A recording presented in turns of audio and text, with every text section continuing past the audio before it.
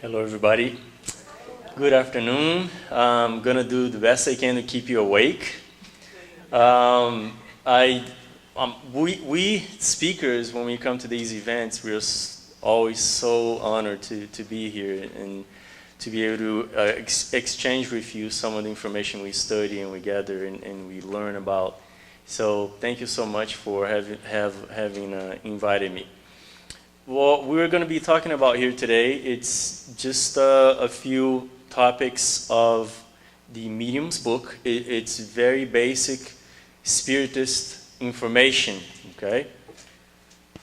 Where do I change the slides at? Oh, over here, okay. So very basic information, all contained in the Medium's book, where it talks about spiritual manifestations in our world, in our life. Kardec spent a whole lot of time trying to make people understand that the spiritual world, it's not in a galaxy a billion light years from here. It's not in a different planet. It's not in a realm that's completely separate from our world, our universe. It's not. The spiritual world is everywhere. We are living in the spiritual world right now, just in a different frequency of it. But spirits are everywhere. And that's what this Medium's book tries to really make us understand from page 1 to whatever the last page is. I don't know how many pages there are.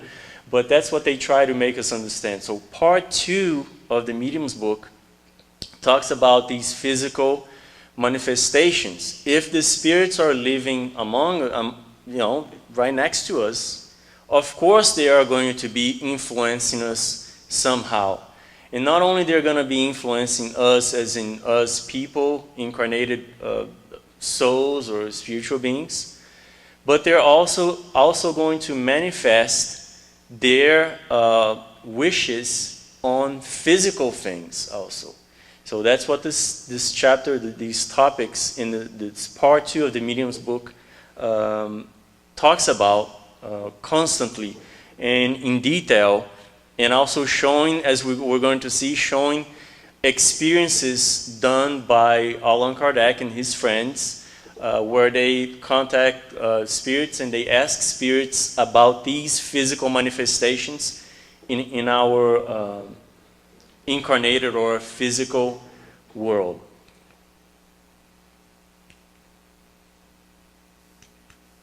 There we go. So basically these are the 3 parts we're going to go through our talk here. I'm going to try to do it as dynamically and as quickly as possible because we only have 50 minutes and this is like a whole part of the Medium's book. Argumentation against spiritual reality, which is where a whole lot of people went completely against all the research, all the experiences, everything that was written back then when Spiritism came about and when spiritualism as a whole started to come about back in the 1800s. What exactly is the spirit? Knowledge of the spirit is the key to knowing how the universe works. There's no way we can understand or even begin to understand, or there's no way anybody can get to one day believe that the spirit's influence in our world if we don't understand what the spirit is. And the types of spiritual action upon matter. So various types we're going to be showing here, taken from the Medium's book. These different types of manifestations in our physical world. During its beginning, the adversaries of Spiritism argued that the differing opinions among Spiritists were a sign of a failed science. So, of course, every time you come up with something, a new product, a new discovery, a new whatever it is, there's people who are going to be non-believers, or even not only non-believers, but they're going to be against it. Especially when we are talking about things that have a lot to do with morality, with us having to change our ways as human beings, as people, as spiritual beings. So of course there's a lot of people who are going to be against it because they're going to have to do this whole moral change and research and reform within themselves. So it is even a lot harder than just coming up with any physical or any product of our technology and things like that. So back then, when spiritualism and spiritism came about, a lot of people were against it. And a lot of people actually did research to prove against all the spiritualist and spiritist research that was being done to show that these things, that there were so many evidences that the spirit exists, that spiritual life exists, and so on and so forth. By the way, even today, it is very safe for us to work with the word evidence and not with the word proof, because it is very hard for us, our spiritist science or spiritualist science, to show materialistic science as materialistic science only understands that 1 + 1 = 2, and every time you add 1 + 1, you're going to get 2. When you're talking about spirits and spiritualism and all these things, sometimes 1 + 1 does not come out to be 2, okay? Because there's a lot of variables going on when you're dealing with mediumship, when you're dealing with mediums, when you're dealing with the spirit's wishes and feelings and wants and this and that. So there's a lot of variables. So you're not going to get the same results every time you experience in a certain way as you do with materialistic science. So we prefer always using the word, when talking about spiritual science or spiritist science, the word evidence and not proof. Just because of that, because it is really hard to prove anything to materialistic science every time, over and over again, the same way. So, as per their theories, as with any science, its scholars remain divided until facts become complete and premature ideas are set aside. Any science, whatever science we can think of. I mean, even today, there's people who think different ways of different things that take place in our physical world, in our technological world, in our medical, scientific world, and so on and so forth.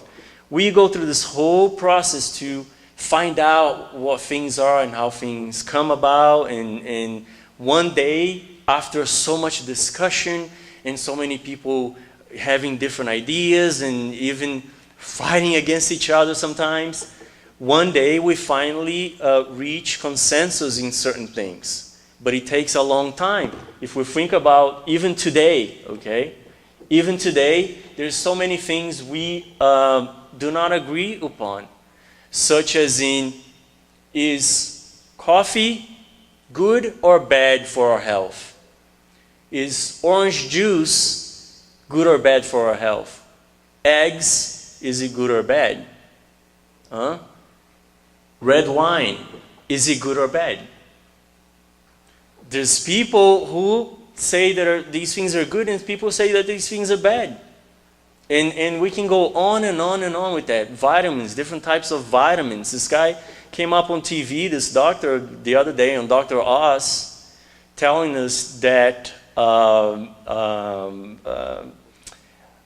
cholesterol is really good for our bodies. It's not bad. Actually, 2 doctors, and they wrote a book about it. So, it takes a long time for things to people really come into consensus regarding technology and regarding medical science and all different types of sciences, whatever science we can think of. The spiritual spiritist science is even a lot broader than anything else we can think of. So back then, materialistic individuals, especially scientists, they created several theories to go against and to battle spiritist science and to battle spiritist discoveries and research that was coming about then. The Medium's book has 14 of these theories described by Allan Kardec. He didn't only describe them or explain them, but he also answered to these theories. He wrote his answers to these theories and his explanation, telling us why these theories could not serve of proof against Spiritism. So the first one I just picked a few of them. I mean, we can't go through all of them in just a talk, so I picked a few of them. So charlatanism, the labeling of physical effects caused by spirits as fraud due to the fact that some of them may be imitated. So materialistic individuals were saying, you know, if these things can be imitated and you have people who are magicians and so on and so forth, so they can fake all these spiritual, communications and these physical manifestations and so on and so forth, and make people think these are spirits, but they're not. Okay, so Kardec goes on and answers, some of the phenomena of physics can also be imitated by stage magicians. It's kind of hard for me to read the screen. But stage magicians, which proves nothing against the real science. And he just goes on to answering these theories. From the many persons, involved, thank you, whose character, I can't.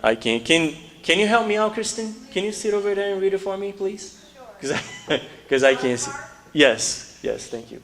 From the many persons involved whose character dismisses any suspicion of fraud, and to call them charlatans would demonstrate plain ignorance of the fact. Exactly. And the last one? Where there is no profit to be made, there is no motive for charlatanism. Okay, so basically, you know, scientists back then were saying, or people of knowledge, not all of them scientists, some of them, you know, professors and so on and so forth.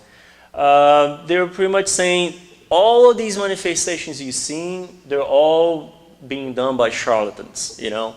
It's just people faking these manifestations because they want to make money and so on and so forth.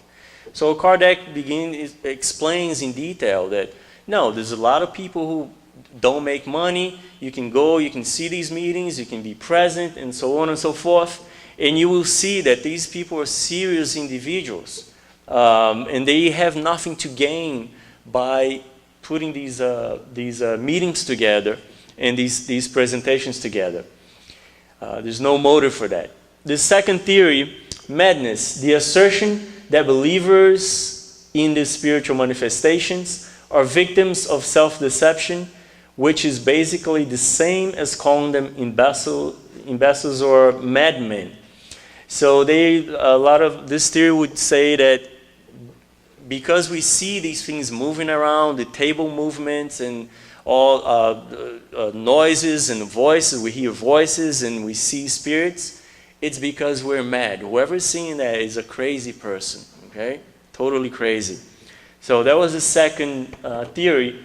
And these theories over here, we're just seeing a small paragraph, right? But people used to actually write and publish scientific papers of these theories against Spiritism and spiritualism. Whole scientific papers, okay? So the answer, Kardec's answer, Kristen, please. Since most spiritists are comprised by an enlightened class of well-educated and enlightened individuals, this widespread madness would be very unlikely to happen. One cannot behave normally as a member of his family, society, and professional environment, and then be a madman when it comes to using its common sense in matters of spiritual research. So basically, Kardec was telling everybody, and again, writing scientific papers in response to these other things, these other theories, that a lot of people studying these processes were very serious people, and they were not crazy at their jobs, at their professions, at their family lives, or nothing like that. So why would they just be crazy when participating in a spiritual or mediumistic meaning, right? Kirsten, please. There are certainly a few eccentrics and fanatics among spiritists, but like in other philosophies and sciences, their existence and exaggerations does not disavow the matter in question. There you go. So there's always people who will take advantage of things, or there are some people who see things back then and even today who have nothing to do with spirits appearing or spiritualism or physical or mediumistic manifestations. There's always those, as Kardec puts there in the Medium's book, eccentrics, right? There's always. But what he was trying to say is don't label everybody, everyone the same way. Hallucination. The assumption that the spiritual phenomena is simply an illusion of the senses of those who presence them, such as when seeing a table suspended in the air. Kirsten, please. Those who have presents these phenomena can affirm that they are real. In the case of suspended tables, they can actually walk under them and see many times the tables break after falling from the air and hitting the floor. Okay, so that's kind of a difficult thing to be an hallucination if a table falls on your head or on the floor and it breaks on the floor, right? No hallucination going on there. Kristen? It is also difficult to accept the assertion that several individuals would have the same exact hallucination at the same time. Right, so everybody seeing exactly the same thing, kind of hard. If it's a hallucination, it's hallucination. You see different things, you experience different things. Another theory, cracking tendon. This was actually put together and written by a doctor in a medical magazine way back then, this theory. The conclusion that those who hear the raps during a session are the victims of a hoax or illusion, since many individuals have the ability to make the tendon of the fibula crackle. So by moving your tendon, you would be able to make these noises and make other people in the meeting think that these were spiritual noises in the room and so on and so forth, okay? Kristen? The rappings heard not only come from the table, but from the walls, ceiling, and from other parts of the room. Okay, so let's finish that. If one or several persons present were to move in order to cause their bodies to crackle, that would most certainly be noticed due to the proximity of all present. Exactly, right? So if you're sitting next to somebody, of course you're going to know the noise is coming from there.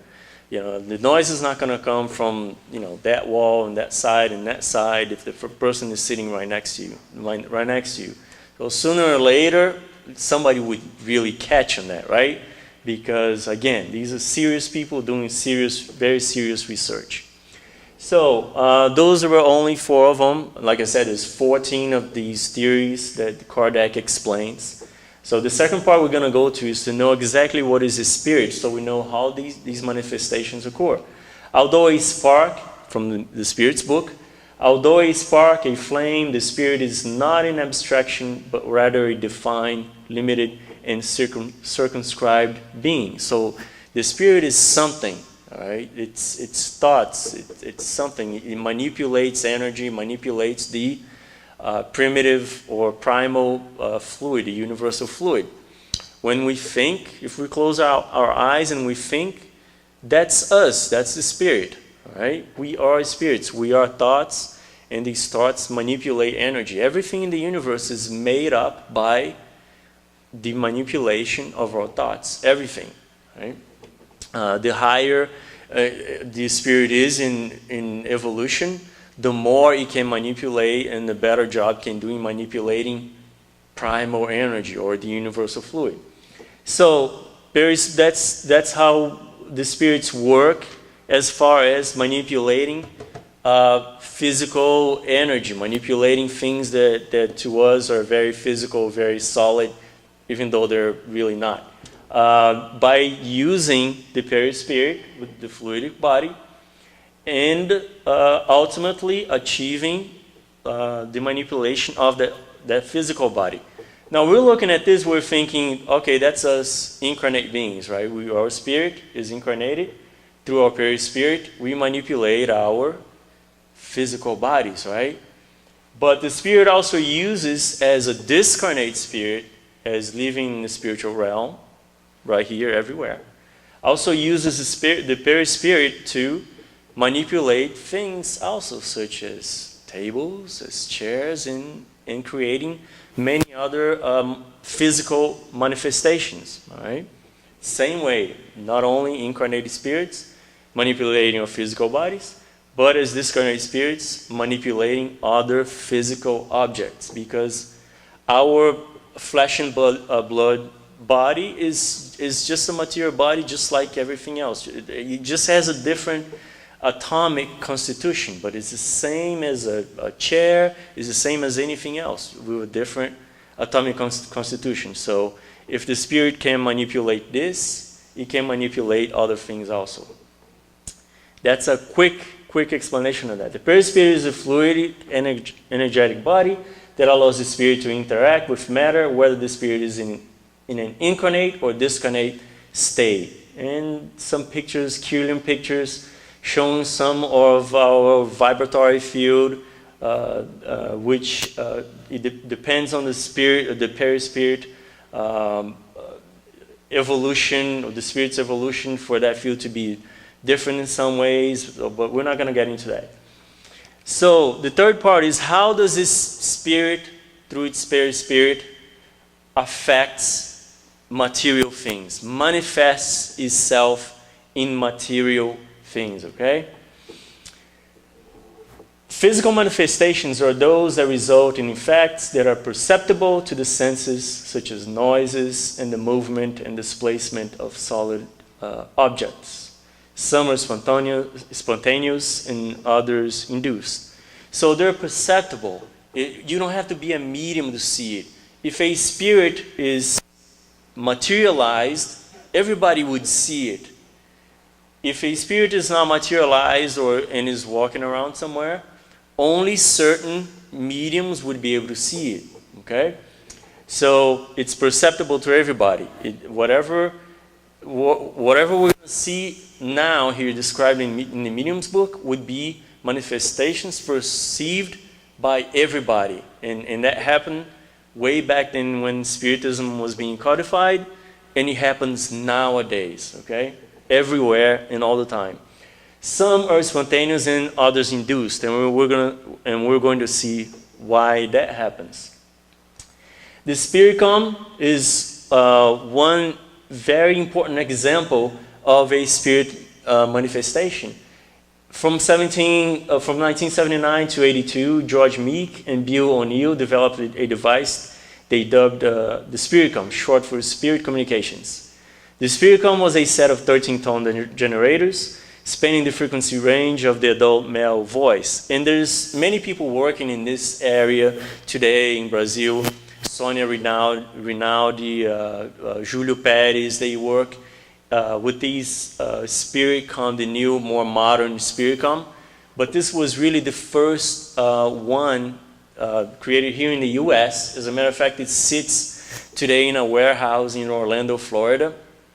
And these two guys here, they got great information from the Spiricom. As a matter of fact, the Spiricom was put together with the help of a spirit who used to be an electronics technician here on Earth. Anyways, if you Google Spiricom, you can find all these recordings and everything on the web.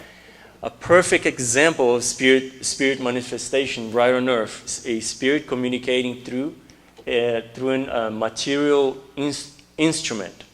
But there are many others.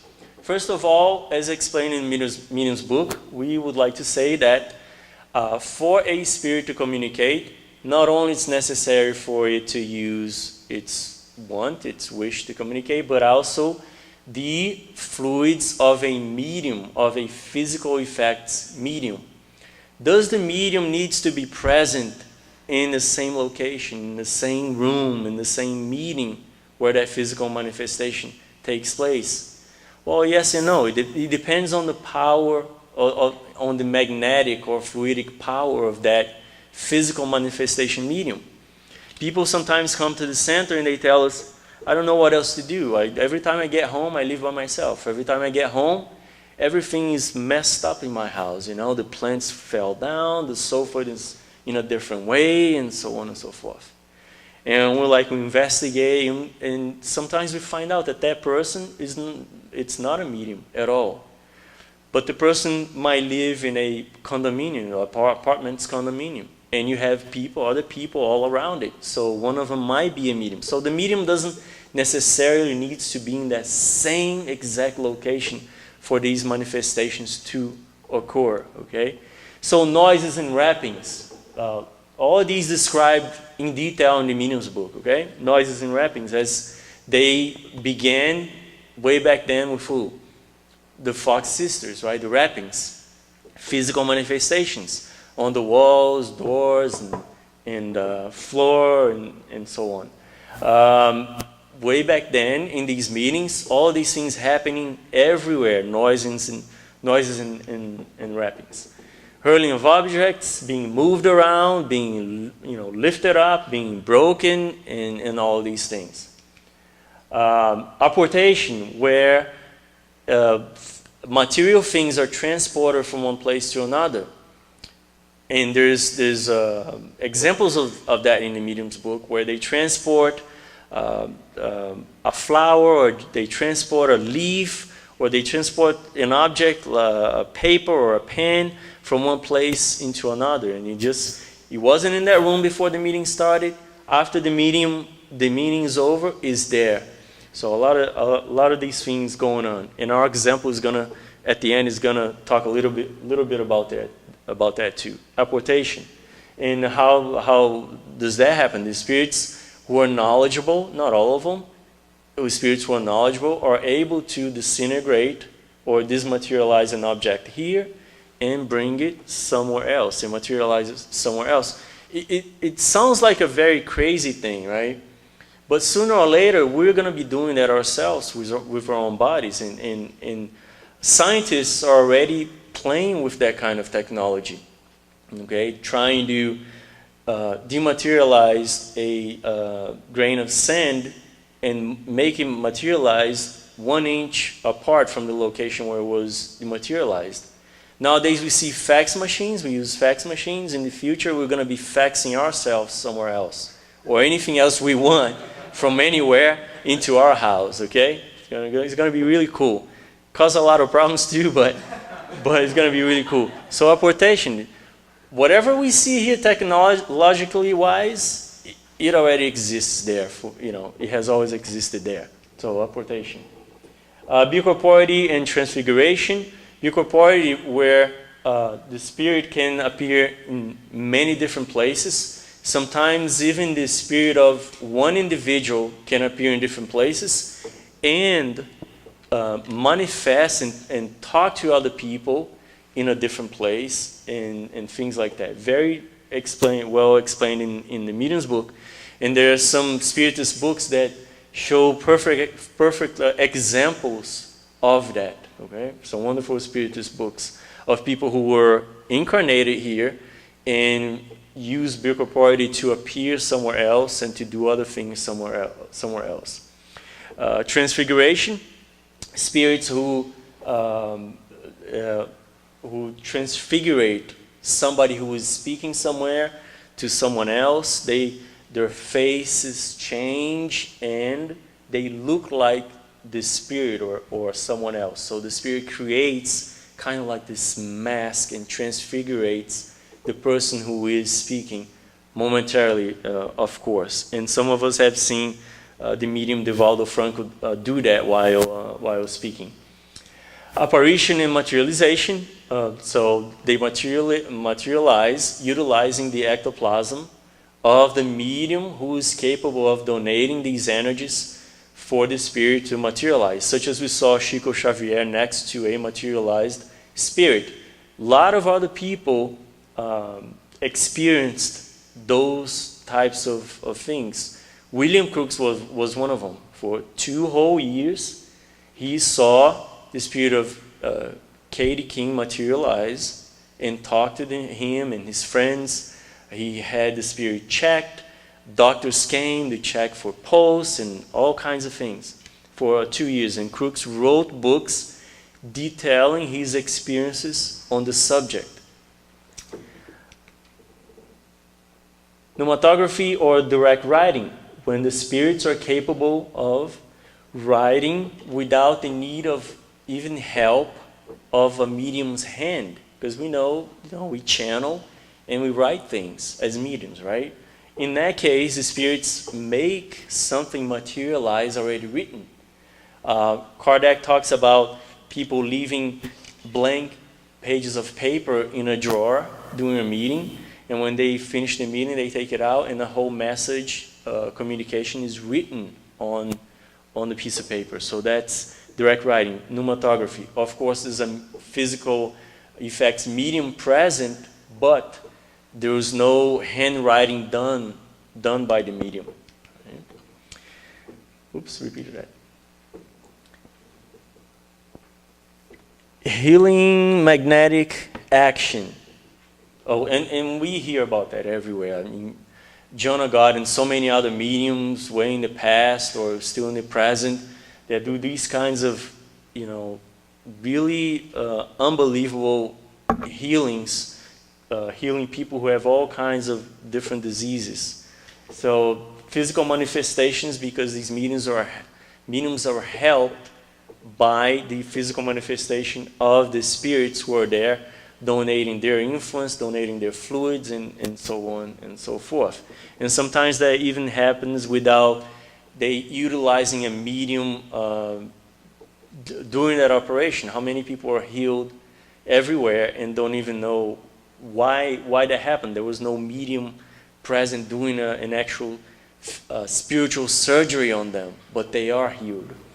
Haunted places, spirits, of course, less enlightened, they do haunt places because they don't like somebody who lives there, or they have discarnated and they think that their home is that house and they don't want anybody else living there. So there's many reasons, but that's something that happens a lot, and they cause a lot of these things in that house to be haunted. How are we doing on time? 14 more minutes. Okay, thank you. Sorry, 16 more minutes. 16, thank you. So there's a lot of haunted places everywhere. In the US, you can go to websites and there's listing of haunted houses where you can rent and spend a night there. There is, seriously. There's companies that make a lot of money on that stuff. So, as explained in Spiritism and in the Medium's book, all you have to do not to have your house be haunted is what? We pray, we have our God at home or gospel at home meetings and so on and so forth. As long as our mentalization, as our energies are good, the spirits who want to do that kind of thing, they're not going to feel welcome there, they're not going to feel well in that place, and they're going to leave, okay? So it's all about the heart and the mind to take care of these situations. That's a whole nother topic there. Now, this is the example I picked in the medium tool. There's many others. Because back then they dialogued. Take this off, otherwise you won't listen to me, you'll read it. So back then, Kardec and his friends, they used to dialogue with spirits, spend time dialoguing with spirits. They wouldn't just be, okay, so how can we help you? Are you suffering like we do nowadays, right? No, first of all, they would ask, okay, who are you? Where do you come from? Who was your family? And then, how can we help you, right? They would spend really good time trying to get to know that spirit.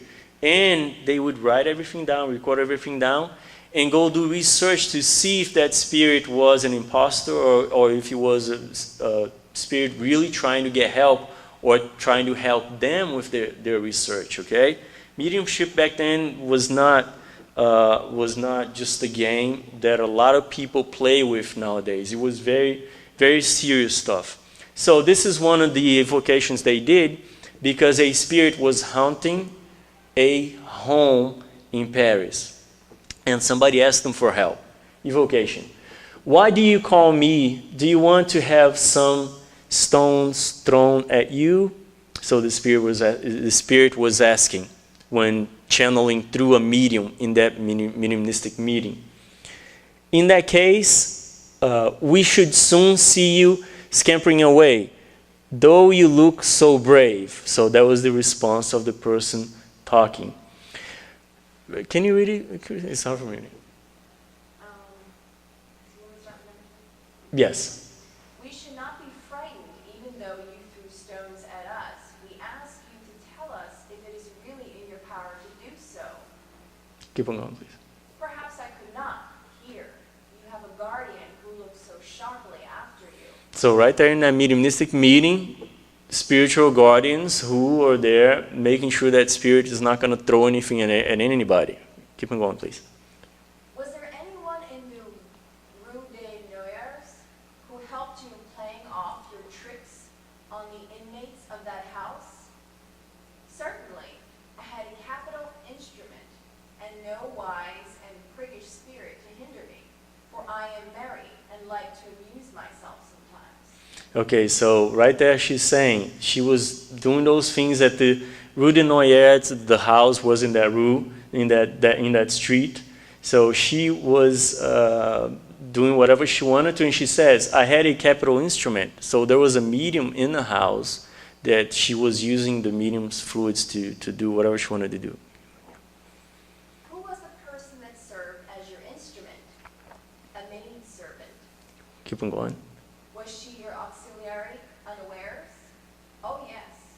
Poor girl, she was the most frightened of them all. There you go. Go on, please. Did you do this from ill will? I had no ill will whatever, but you men who get hold of everything will turn this to your advantage. Keep on going, please. What do you mean? We do not understand you.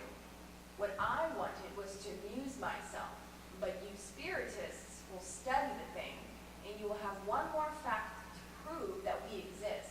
There you go. So basically the spirit was there and knew that they evoked him or her, the spirit, to do more research into the case. Keep on going, please. You say you had no ill will, but you broke all the windows of the apartment, and that was a real injury of your doing. That's a mere trifle. Keep on going, please. Where did you get the things you threw into the house? They are common enough. I found them in the yard and in the neighboring gardens. So there you go. We were just talking about apportation here, right? And she keeps on talking about that right now. Did you find them all, or did you fabricate some of them? I created nothing, composed nothing. So she transported. She dematerialized and materialized inside the house. Yes, please. If you had not found them, could you have made them? That would have been more difficult, but we can mix things together and so make a sort of a whole. And the last one. Now tell us how you threw them. That is more difficult to tell. I helped myself by the electric nature of the girl, joined to my own, which is less material. We were able thus to transport these objects between us. So it's a wonderful dialogue, and it goes on, and there's more of them. We just don't have any time, okay?